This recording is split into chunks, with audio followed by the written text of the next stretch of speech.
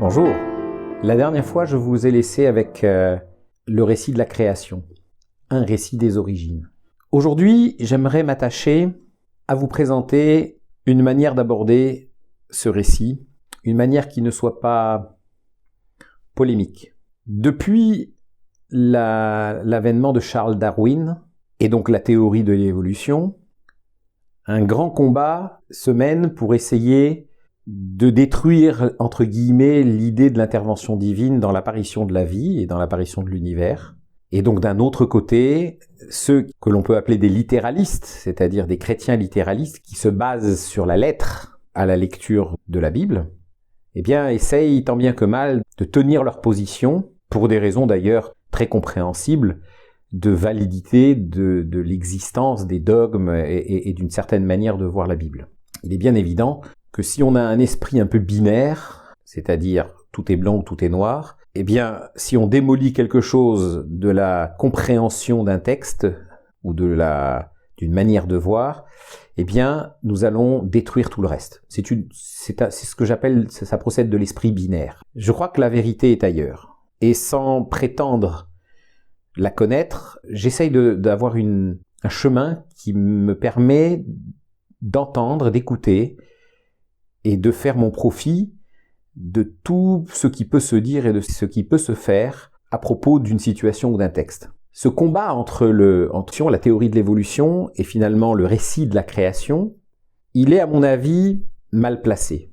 Je suis pas le seul à le dire, mais je crois que nous avons besoin d'écouter ce récit dans ce qu'il peut nous dire au-delà du paraître. Il se trouve que quand on regarde bien le déroulé de la création, on se rend compte, par exemple, que les plantes apparaissent dans le récit de la création avant le soleil et la lune et les étoiles.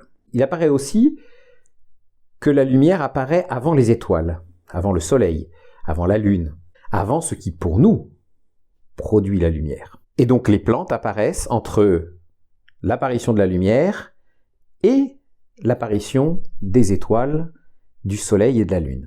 Je relèverai pas toutes les autres incohérences du texte par rapport à nos cadres de référence, à notre cadre de référence. C'est-à-dire, pour qu'une plante puisse pousser, il faut de la photosynthèse. Et la photosynthèse ne se fait que grâce à la lumière. Et la seule source de lumière que nous connaissons, c'est le soleil. Bien évidemment, aujourd'hui, nous avons l'électricité. Mais ceci est le fruit d'une transformation, d'une source d'énergie. J'ai l'habitude de dire que ce texte nous crie, par son incohérence, nous crie de ne pas le prendre au pied de la lettre.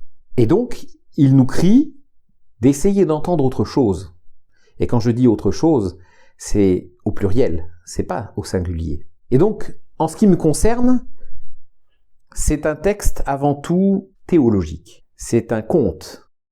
C'est une manière de représenter quelque chose qui va au-delà simplement d'une succession de faits. C'est la raison pour laquelle je trouve que c'est un combat dérisoire de la part des chrétiens littéralistes de vouloir absolument imposer leur vision des choses. D'un autre côté, une fois qu'on a dit ça, il y a plein de choses à écouter dans ce texte et des choses très importantes. Mais je ne vais pas m'attarder dessus pour l'instant. Ce que j'aimerais voir avec vous, c'est une réalité dans notre propre histoire humaine au sens de la science. Vous le savez comme moi, la préhistoire, c'est ce qui existe avant l'apparition de l'écriture, parce que l'histoire ne se définit qu'à partir du moment où il y a l'écriture, c'est-à-dire témoignage écrit de faits ou d'événements ou de quelque chose. Or, il se trouve que, étrangement, les civilisations, les témoignages de civilisations entre guillemets organisée, et l'apparition de l'histoire dans le monde ne dépasse pas, entre ce début d'histoire et nous, ne dépasse pas, 10, 15, peut-être 20 000 ans dans le meilleur des cas, mais il se trouve qu'elle apparaît, cette histoire, dans plusieurs endroits en même temps dans le monde. Et ça me fascine parce qu'il y a quelque chose qui se passe. Il y a quelque chose qui se passe à cette époque-là qui fait que les civilisations apparaissent à nos yeux. Apparaissent aux yeux des chercheurs, aux yeux des archéologues, aux yeux des anthropologues, aux yeux des sociologues, aux yeux des historiens.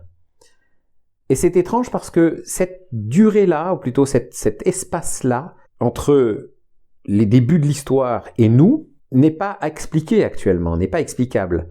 Or, d'après les littéralistes, que ce soit les juifs ou que ce soit les chrétiens littéralistes, si on s'en réfère à leur mode de calcul, l'histoire de la création serait assez récente, c'est-à-dire pour les plus puristes, pas plus de 6000 ans, et pour les gens qui tiennent compte de différents modes de calcul avec des approximations, etc., ce serait entre 10 et 15 000 ans. Je ne peux pas m'empêcher d'y voir peut-être une relation entre cette apparition de l'histoire, sur le plan scientifique de la définition, et l'apparition de l'homme sur la Terre, de la vie sur la Terre. Entendez-moi bien, je ne suis pas en train de dire que ces concours de circonstances au niveau de l'histoire corroborent le récit de la création en disant que le récit de la création peut être considéré comme un récit historique. Pas du tout. Il s'agit bien d'une histoire, mais il ne s'agit pas de l'histoire avec un grand H. Il s'agit de se dire que dans la volonté de Dieu de créer l'humanité, il y a une étape qui est l'apparition de l'homme, mais qui est l'apparition de l'homme au sens d'alliance entre un homme, ou une catégorie d'hommes, et Dieu. Je ne sais pas ce que ça signifie, mais ça me semble suffisamment important pour qu'on puisse y prêter attention. Je poursuis moi mon chemin à essayer de comprendre, à essayer de ne rejeter ni la science d'un côté, ni la théologie de l'autre, mais pour essayer d'entendre les textes dans ce qu'ils veulent me dire du désir de Dieu vis-à-vis de nous. Donc je me refuse d'être dans un combat. Je rappelle simplement que d'un côté il y a une croyance, celle d'un Dieu qui crée, et de l'autre côté il y a une croyance, celle de la théorie de l'évolution. Des faits semblent nous donner des éléments de croyance concernant l'évolution, et l'écoute des textes nous permet de voir, de donner une crédibilité à un événement qui est indatable, un événement qui verrait une intervention tout à fait particulière, mémorable, de Dieu dans l'humanité, dans l'élévation de cette humanité. Je ne peux pas en dire plus pour l'instant, ce serait très compliqué à développer, mais je pense qu'il y a matière à réflexion des deux côtés. Je pense qu'il y a matière à modération, je pense qu'il y a matière à humilité, et au travers de cette vidéo, je veux simplement exprimer le fait que j'aimerais bien voir des personnes parler peut-être de manière plus précise et plus puissante que je ne suis en train de le faire, surtout de la part des chrétiens, pour aller chercher un petit peu plus loin cette correspondance entre ce que nous dit ce récit et cette espèce d'apparition de la civilisation de manière quasi simultanée sur la surface de la Terre dans un passé relativement proche puisqu'il s'agit de quelques milliers d'années ou dizaines de milliers d'années. À suivre. À bientôt.